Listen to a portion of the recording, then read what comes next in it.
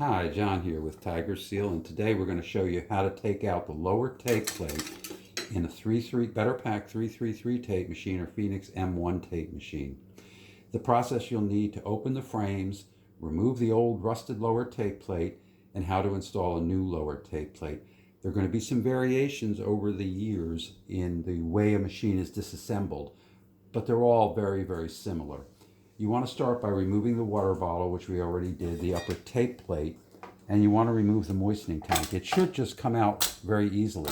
If your tank is stuck in, though, into the machine, then you just use a screwdriver and just pry it out, and that'll remove the water tank. The next thing you have to do is remove the side cover here. And these are 10/24 screws on all the machines. And you unscrew 3 screws to remove the side cover.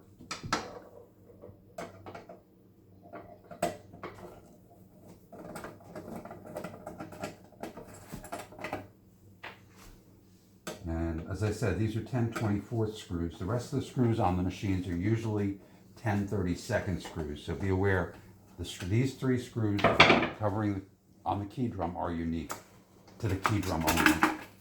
Once the key drum is removed, you're going to have to remove the upper feed wheel shaft, the tie rods, the upper tape plates and rods here. So it's a lengthy procedure. We'll remove the tie rod by unscrewing the screws on each side of the machine.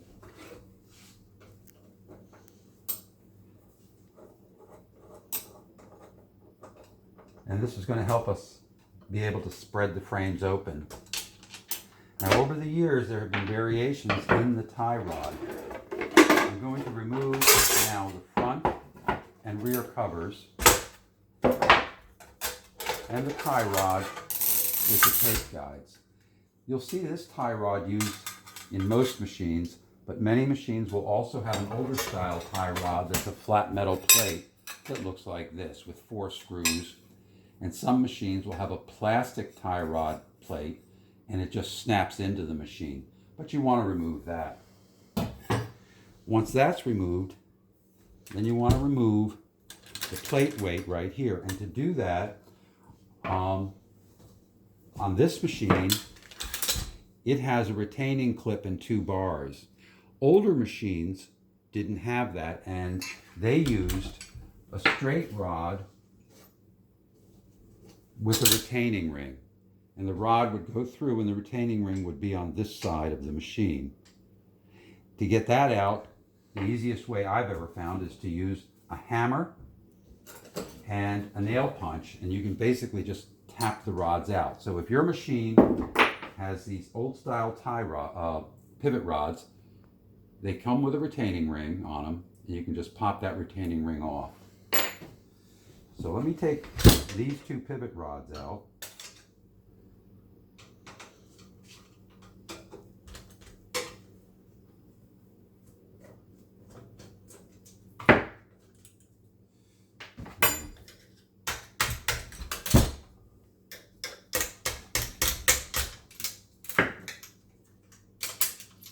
This is the pivot rod clip which we're taking off. And then we're going to grab these 2 pivot rods here and pull them out.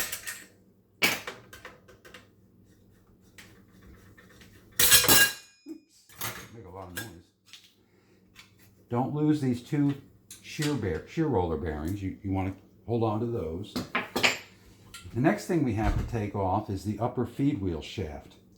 There's a clip on the upper feed wheel shaft, a C-clip, that you'll pop off.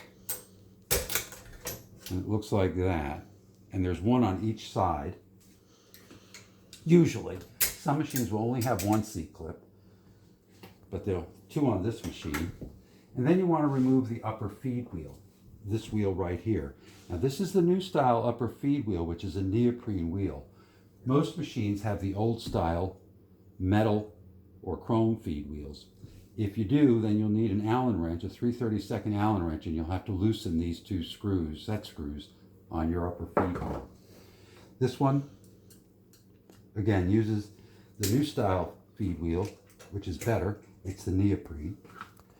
Then we're going to slide this shaft out.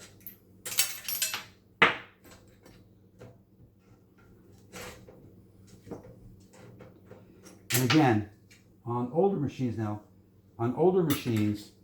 it's sometimes hard to slide this shaft out due to rust and things like that. So what you want to do is take your hammer, and you can basically, with your long screwdriver, tap the shaft out of the machine, but it does have to be removed.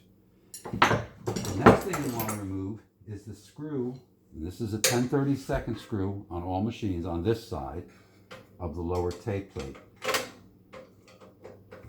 Now, because this is a new machine, these screws are not rusted in position. On your machine, you may well find that you cannot unscrew these two screws because of rust, in which case the easiest way to remove them would be to set the machine up using a hammer and chisel. Is the easiest way I found. Simply knock the old screws off.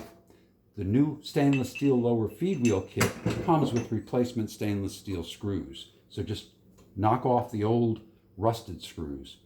While the machine is sitting upright here, the next thing we have to do is remove the crank tensioner and the handle return springs. They just unclip.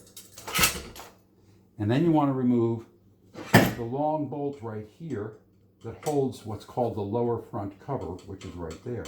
So we're going to remove this long screw, and then we want to remove the lower front cover. And they always fall on the floor. Next, you have to remove the tank support shelf, and that'll be 4 10/32 screws. And again, if yours are rusted in, the kit comes with replacement stainless steel screws. So just take your hammer and chisel and break these off if you can't unscrew them this easily.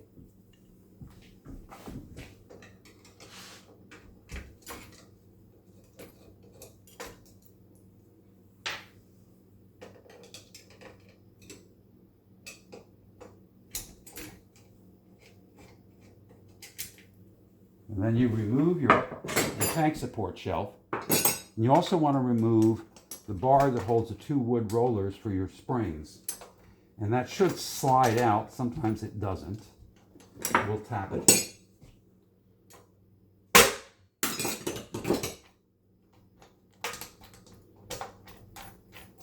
Oh well. If it's not going to come out, you can leave it in. It's not important. This one is a little stuck in here, so we'll just leave it alone for now.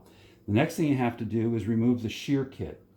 And on this machine, you have the upper shear, the movable shear, and a lower fixed shear.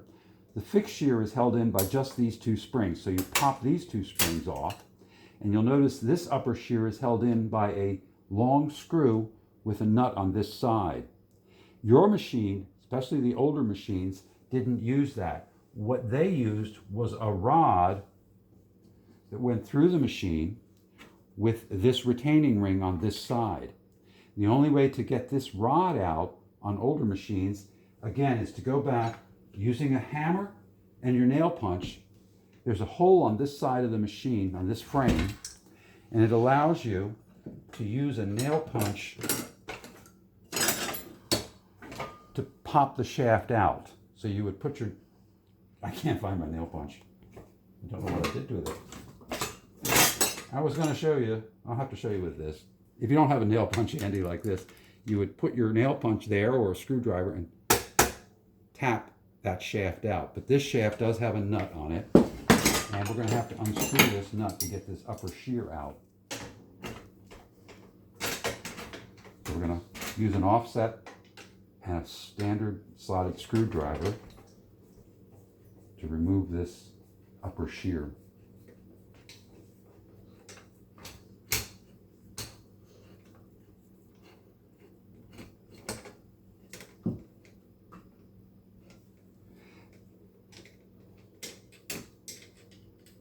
Now while I'm doing that, the new stainless steel lower tape plate, it's nice because it comes with, and I'll show that to you in just a second, it comes with a replacement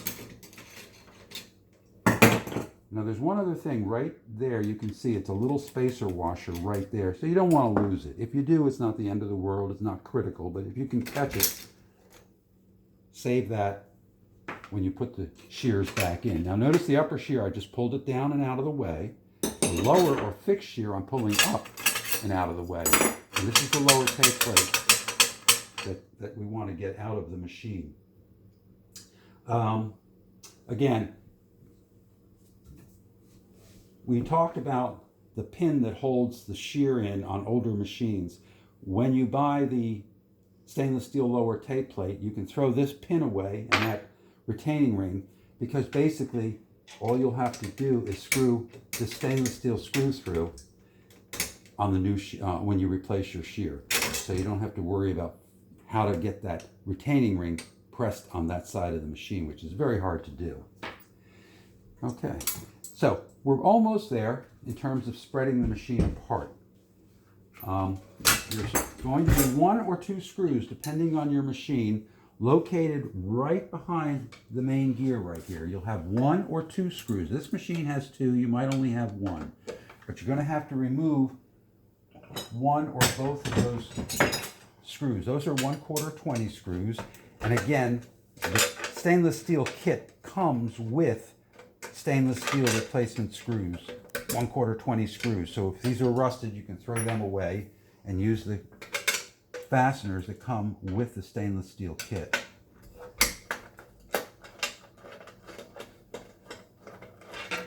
Now we're almost ready to spread the machine's frames apart so we can get this plate out. There's one more thing though you do have to do, and it's critical, and it's a bit of a pain, but you're going to have to remove the lower feed wheel shaft right here. So to do that, a pair of needle nose pliers, rotate the gear until you see the nut on this side, the nylon nut, which is on this side, and you unscrew the shaft from the right side.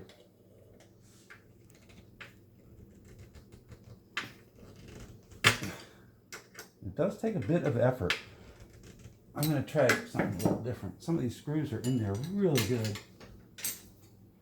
Let me see if I can do it with this.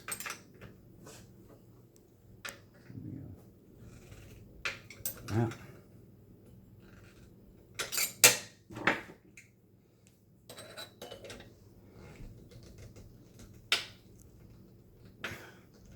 It just takes effort to, that's a nylon threaded nut on that side, and it takes a little while to loosen it up. But you have to, you're going to have to remove this lower feed wheel and shaft to install the new stainless steel plate. And I'll explain why we're doing it as soon as I get this out. Okay, well, we've got the nut off of the lower feed wheel shaft. And now we can spread the frames open. The old lower tape plate, the rusted one, will come out. And the next thing we want to remove is the lower feed wheel shaft. And you can see it's got a slotted end on this side, so we can remove it. Okay. Can you stop? Okay, now we've gotten the lower feed wheel shaft out. The reason you have to take this out is because when you install the new stainless steel lower tape plate, this shaft has to move over ever so slightly. So when you order the new stainless steel lower tape plate, it comes with this tiny spacer. It's really an internal tooth washer. You put it on. Oops.